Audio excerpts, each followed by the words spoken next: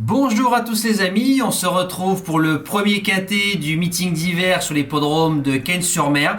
Les galopeurs sont à l'honneur dans le prix de Cannes, conditions qui s'affichent devant vous, 1500 mètres, des chevaux de 4 ans sur du gazon. A priori terrain collant comme j'ai pu voir ce matin, mais j'ai plutôt vu un terrain très souple, ça c'est mon avis. 16 partants, quintet extrêmement ouvert qui peut réserver des surprises. Base gagnante, le numéro 3, Dr Karl, tout terrain. Il reste sur 2 faciles victoires sur la PSF. Il a déposé le lot récemment lors de son premier handicap dernier dans le dans les derniers dans le tournant final. Un petit coup de cravache sur les fesses. Il s'est baladé. L'entraînement Vermeulen qui marche sur l'eau. Christophe Soumillon qui veut faire une très belle année comme chaque saison. Pour son premier événement, je pense qu'il peut triompher. La deuxième base, le numéro 15, Mad Whip, fils de Whipper. 2 sur 2 dans les handicaps. Malchanceux le 25 octobre. Il a remis les pendules à l'heure le 14 novembre.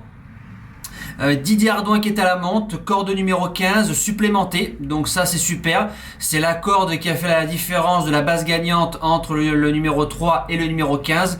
Si Didier Ardouin se sort du piège de la corde 15, pour moi il bouge pas des 3, voire mieux. Premier outsider, le numéro 5, Amera, 5e à ce niveau-là cette saison, le terrain, la distance, il n'y aura pas de problème. Jument lutteuse, l'entraînement de Gina Rarik qui vise chaque saison le meeting d'hiver de Cannes-sur-Mer, pour moi c'est un bel outsider. Deuxième outsider, encore une femelle, le numéro 8, Oasis Cove, 6e du Quintet Plus du 14 octobre, derrière le numéro 5, Amera, avec un parcours néo-vent, donc la jument a eu du mérite de finir dans l'argent. Elle a ensuite enchaîné 3 sur 3 dans les 4 premiers, battant une certaine Mary Senchi qui vient de se balader récemment dans une course. Pour son retour dans les événements, je ne la vois pas sortir des 5 premiers. Les secondes chances sont le numéro 13, Marrakech Moon, début de quintet, début handicap, 3 sur 3 en France. 2 sur 2 sur la distance à Marseille-Vivo.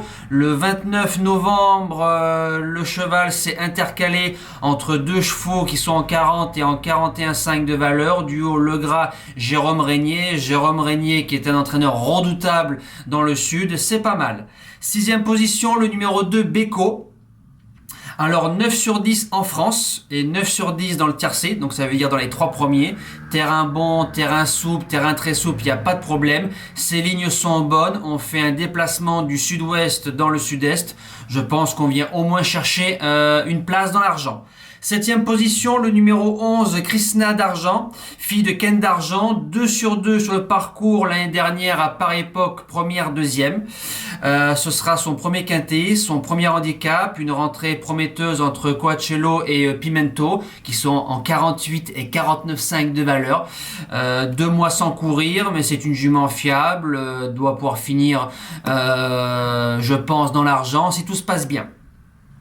Et je termine avec le numéro 7, Danilova, pas très heureuse pour son premier handicap le 17 décembre. Aura son terrain, pareil, le cheval s'est intercalé entre vent contraire, lauréat de quintet cette saison, et un certain îlot secret, 5 sur 5 cet été dans les événements. Danilova, Maxime Guyon, entraîneur redoutable, c'est pas mal, je l'ai gardé en bout de sélection.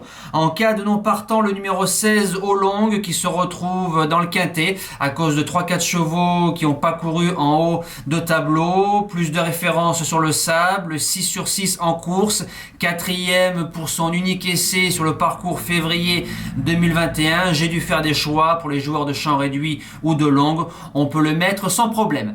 Voilà, nous les amis, c'est terminé, on se donne rendez-vous donc samedi pour le live prix de Cornulier, le championnat du monde des trotteurs montés sera à l'étude, soyez nombreux, merci à tous pour samedi soir et bonne semaine. Ciao!